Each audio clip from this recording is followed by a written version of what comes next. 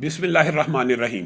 اپنی ملت پر قیاس اقوام مغرب سے نہ کر کہ خاص ہے ترکیب میں قوم رسول ہاشمی۔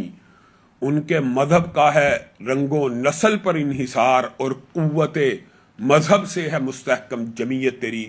معزز سامعین گرامی قدر، آج امت مسلمہ کے لیے، پاکستان کے لیے، ترکی کے لیے، سعودیہ کے لیے خوشی کی ایک بہت بڑی خبر ہے۔ اللہ کے فضل و رحمت سے اقبال کا وہ شعر اگر یوں پڑھا جائے کہ سعودیہ، ترکی اور پاکستان ہو گر عالم مشرق کا جنیوا، تو شاید کہ کرۂ ارض کی تقدیر بدل جائے۔ اور اللہ کے فضل و کرم سے ہم تاریخ کے اس لمحے، اس موڑ کے اوپر کھڑے ہیں جہاں پر کرۂ ارض کی تاریخ بدلنے کو ہے۔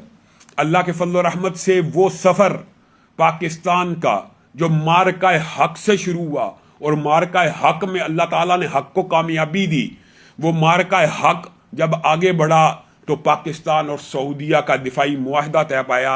اور آج تحدیث نعمت کے اوپر یہ بات رکھنا چاہتا ہوں، میں پہلا وہ شخص تھا جس نے پہلے ہی لمحے میں یہ کہا اللہ رب العزت نے اگر سعودیہ کے فرما روا کو اور بادشاہ کو خادم حرمین شریفین کا لقب اور ٹائٹل خود اختیار کرنے کی توفیق دی ہے، تو اللہ نے پاکستان کے حکمرانوں کو، پاکستانیوں کو، پاکستان کے سربراہوں کو محافظ حرمین شریفین ہونے کا لقب عطا کیا۔ لیکن آج وہی سفر آگے بڑھتا ہوا یہاں تک پہنچ چکا ہے کہ پاکستان، سعودیہ اور ترکی آج محافظ عالم اسلام بن چکے ہیں، اور اللہ کی یہ فضل و رحمت ہے۔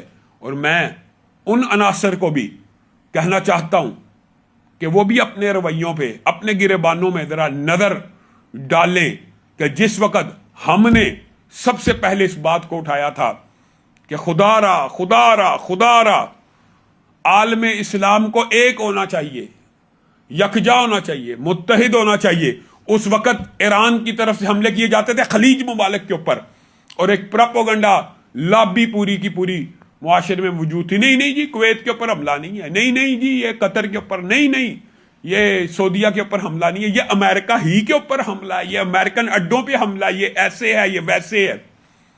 ایران نے وہ جو 56 اسلامی ممالک کا اکلوتا بھائی تھا، اس نے جتنا کو فلسطین کا تحفظ کر لیا، فلسطین کا دفاع کر لیا، اور جتنے حملے اسرائیل پہ کیے سب کے سامنے حقیقت آ چکی ہے۔ ہمارا پھر بھی ہمسایہ، ہم نے پھر بھی اچھے طریقے سے اس کے ساتھ رہنا ہے، لیکن ان کی جو پروکسیز ہیں، ساری زندگی جنہوں نے مسلمانوں کا خون کیا ہو، جنہوں نے پوری زندگی میں صرف مسلمانوں سے جنگ لڑی ہو، وہ کفار سے کیا جنگ لڑیں گے؟ اور پاکستانی جنہوں نے ساری زندگی کافروں کے ساتھ جنگ لڑی ہے، وہ مسلمانوں سے کیوں کر جنگ لڑیں گے؟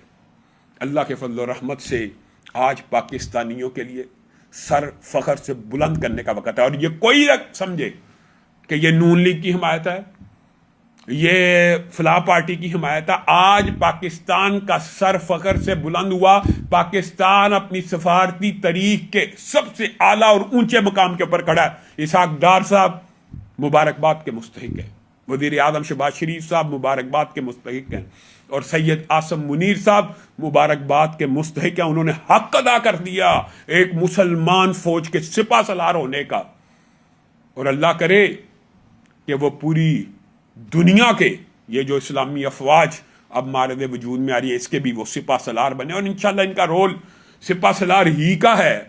اور میں یہ بات بھی کہنا چاہتا ہوں، قرآن کی آیت ہے جس کا مفہوم یہ ہے کہ آسان تکرہو، ہو سکتا ہے تمہیں کسی بات میں کراہت اور اچھی نہ لگے، لیکن اللہ تعالیٰ اس کے اندر بہت سی خیر رکھے۔ تو اس پوری جنگ میں سے جو سب سے بڑی خیر نکلی ہے وہ یہ ہے کہ پاکستان، سعودیہ اور ترکی کا دفاعی معاہدہ ہو گیا، اور اللہ کے فضل و کرم سے کویت آلریڈی پاکستان کے ساتھ دفاعی معاہدے میں ہے۔ تو ہماری تو دعا ہے کہ یہ دفاعی معاہدہ عالم اسلام میں، اور اللہ کے فضل سے عالم اسلام کی تینوں سپر پاورز ایک ہو کے رہ گئی ہیں۔ تو جو باہر ہیں ان کو بھی غور کرنا چاہیے کہ آج عالم اسلام ان سے اتنا متنفر کیوں ہے۔ اس کی وجہ یہ ہے کہ جب آپ کے اوپر حملے ہوئے تو ہر درد دل رکھنے والے شخص نے اس کی مذمت کی، لیکن آپ نے پلٹ کے اسرائیل اور امریکہ کے اوپر حملہ کرنے کی بجائے اسلامی ممالک کے اوپر ہی حملہ کر دیا۔ ابھی بھی وقت ہے اپنے توسیع پسندانہ عزائم، اور یہ بات بھی میں کہنا چاہتا ہوں دل میں بہت سی باتیں اور افسوس بے شمار سہنہائے گفتنی خوف فساد خلق سے نہ گفتہ رہ گئیں. آپ نے پراکسیز بنائی ہوئی ہیں. آپ مسلمانوں کو تحقیق کرنا چاہتے ہیں. آپ مسلمانوں کے خون سے اپنے ہاتھوں کو رنگین کرنا چاہتے ہیں. آپ کے عزائم ہیں. آج کے بعد سعودی عرب کے اوپر یمن کا کوئی حوثی باغی حملہ نہیں کر سکتا، کیونکہ وہ حملہ پاکستان پہ حملہ ہے.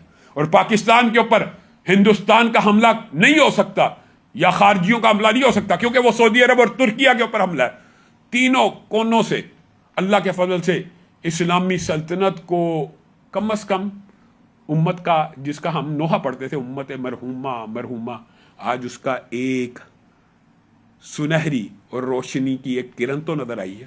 امت مسلمہ کے 3 جلیل القدر ملک آج اکٹھے ہو چکے ہیں، اور انشاءاللہ یہ دفاعی اتحاد بڑھتا چلا جائے گا، اور اس میں ہر وہ ملک شامل ہو جائے گا جس کے کوئی توسیع پسندانہ عزائم نہیں، جس کے کوئی دوسرے ملک کے اندر مداخلت کرنے کے عزائم نہیں ہے. عجیب بات ہے کہ پاکستان کا رافضی ہو، یمن کا ہو، خلیج ممالک کا، وہ اصلاً ایران نہیں ہوتا. یہ طرز عمل اور یہ طرز فکر بھی درست نہیں ہے.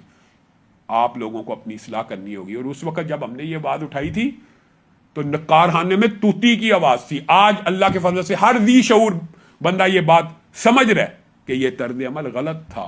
میں نے پہلے بھی کہا تھا کہ ابھی جب جنگ کے بادل چھٹ جائیں گے تو کوئی ذی شعور بندہ کویت کے ایئرپورٹ کے اوپر حملے کو درست نہیں کہے گا، بحرین کے ایئرپورٹ کے اوپر حملے کو درست نہیں کہے گا. اور اللہ کے فضل و کرم سے آج اہل سنت کا موقف جیت چکا ہے، امت مسلمہ کا موقف جیت چکا ہے. ہاں، کچھ لوگوں کے گھر صفحہ ماتم ہے، جنہوں نے ماتم کرنا ہے انہوں نے ہر حال میں ماتم ہی کرنا ہے. صفحہ ماتم بک چکی ہے. جو لوگ پاکستان کے آرمی چیف کو، پاکستان کے حکمرانوں کو اس بات کے اوپر سعودیہ سے دفاعی معاہدہ، کیونکہ یہ ٹرمپ کے ایجنٹ ہے، یہودیوں کے ایجنٹ، وجہ جی محمد بن سلمان کے ساتھ معاہدہ، محمد بن سلمان کا آگے ان کے ساتھ معاہدہ ہے. پاکستان کے آرمی چیف کو، پاکستان کے اندر فوجیوں کو، زندہ جلانے والوں کو بھی ہوش کے ناخن لینے چاہیے، اور حکومت کو بھی اس حوالے سے اب اپنی پالیسی تبدیل کر دینی چاہیے. کب تک ان کو فری ہینڈ دیں گے؟ کب تک یہ اہل سنت کا قتل عام کرتے رہیں گے؟ ان کے سامنے بھی بند باندھنے کی ضرورت ہے. میں پاکستان کے ہر ذی شعور شخص کو اور امت مسلمہ کو، سعودی عرب کو، ترکیہ کو، قطر کو، بحرین کو، کویت کو، پورے عالم اسلام کو اس عظیم الشان دفاعی معاہدے کے اوپر مبارکباد بھی پیش کرتا ہوں، اور اہل سنت کی، اہل حدیث کی تائید اور توثیق بھی پیش کرتا ہوں. خدا کرے کہ میری ارض پاک پر اترے وہ فصل گل کہ جسے اندیشہ زوال نہ ہو. خدا کرے میرے ایک بھی ہم وطن کے لیے حیات جرم نہ ہو، زندگی وبال نہ ہو.